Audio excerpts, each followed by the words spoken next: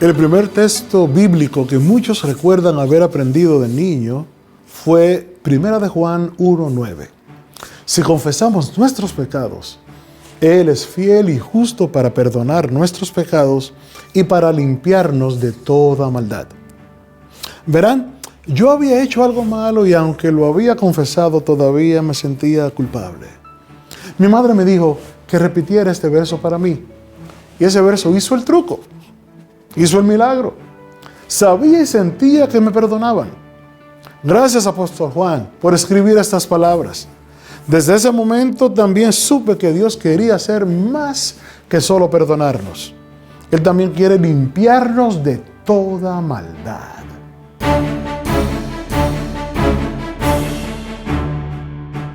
Tenemos 3 de las cartas del apóstol Juan en la Biblia, además del Evangelio de Juan y el Apocalipsis. La primera carta de Juan tiene 5 capítulos, pero las cartas 2 y 3 son muy cortas, con solo un capítulo cada una. Mientras que algunos estudiosos plantean dudas sobre la autoría, la mayoría encuentra evidencia de que el apóstol Juan escribió estas cartas. Parte de esa evidencia es la similitud entre sus cartas y el Evangelio de Juan. Por ejemplo, el Evangelio de Juan se abre con la línea familiar. En el principio era la palabra. Y Primera de Juan se abre con estas líneas. Lo que fue desde el principio, lo que hemos escuchado, lo que hemos visto con nuestros ojos, lo que hemos visto y lo que nuestras manos han manejado de la palabra de vida. Aquí hay 3 ejemplos más. La frase, para que tu alegría esté llena, se puede encontrar en 1 de Juan 1, versículos 4. En 2 de Juan, capítulo 1, versículo 12. Así como en el Evangelio de Juan, capítulo 15, versículo 11. Y Juan, capítulo 16, versículo 14. Y en esto sabemos que nosotros le conocemos, si guardamos sus mandamientos. Si me amáis, guarda mis mandamientos. Te escribí un mandamiento nuevo os doy.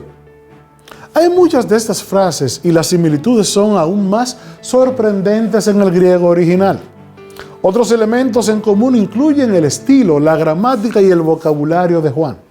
También es conocido por juxtaponer opuestos como la vida y la muerte o la oscuridad y la luz. Por ejemplo, 1 de Juan 1:5 dice, este es el mensaje que hemos oído de él y os anunciamos. Dios es luz y no hay ningunas tinieblas en él. Así que Juan el apóstol escribió las cartas. Pero, ¿cuándo las escribió y a quién? ¿No sería agradable si todos los escritores de la Biblia hubieran fechado sus manuscritos como lo hizo Daniel? Daniel capítulo 1, versículo 1 dice, en el 3er año del reinado de Joacim, rey de Judá. Y en el capítulo 2:1 dice, y en el 2º año del reinado de Nabucodonosor. Esto nos permite descubrir cuándo se escribió el libro de Daniel. Pero desgraciadamente debemos adivinar las fechas en que Juan escribió sus cartas. Probablemente a finales del 1er siglo. ¿Y quién iba a recibir las cartas de Juan? 1 de Juan no establece un destinatario por lo que se considera una epístola general. Y probablemente se escribió a las iglesias en Asia Menor, donde trabajaba Juan. Él se dirige a todos los grupos de edad, desde niños pequeños a hombres jóvenes, a padres. También llama a los creyentes niños pequeños en varios lugares de 1 de Juan. Y ahora, hijitos, permaneced en él para que cuando se manifieste tengamos confianza, para que en su venida no nos alejemos de él avergonzados.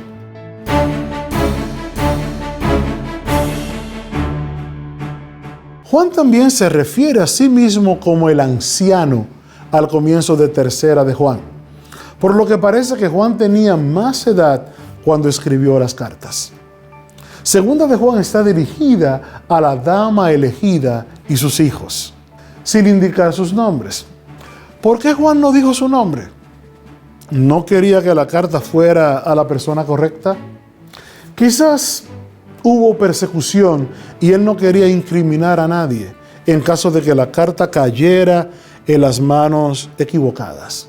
O tal vez la carta fue entregada directamente y Juan simplemente no sintió la necesidad de indicar los nombres en una carta personal. Realmente no lo sabemos.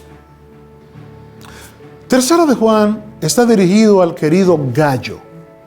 También menciona a un Demetrio, que es un hombre de buen testimonio, y llama a un tal Diótrefes, que quería estar en control de la iglesia donde Gayo vivía y estaba expulsando a la gente de la iglesia. La segunda y las terceras cartas de Juan son muy cortas porque espera ver a las personas a las que escribe cara a cara. Y aparentemente prefería hablar personalmente antes que escribir. Tengo muchas cosas que escribiros, pero no he querido hacerlo por medio de papel y tinta, pues espero ir a vosotros y hablar cara a cara para que vuestro gozo sea cumplido. Yo tenía muchas cosas que escribirte, pero no quiero escribírtelas con tinta y pluma, porque espero verte en breve y hablaremos cara a cara. Es una lástima que no se adelantó y lo escribió. Realmente me gustaría leer lo que el apóstol sobreviviente más antiguo tuvo que decir.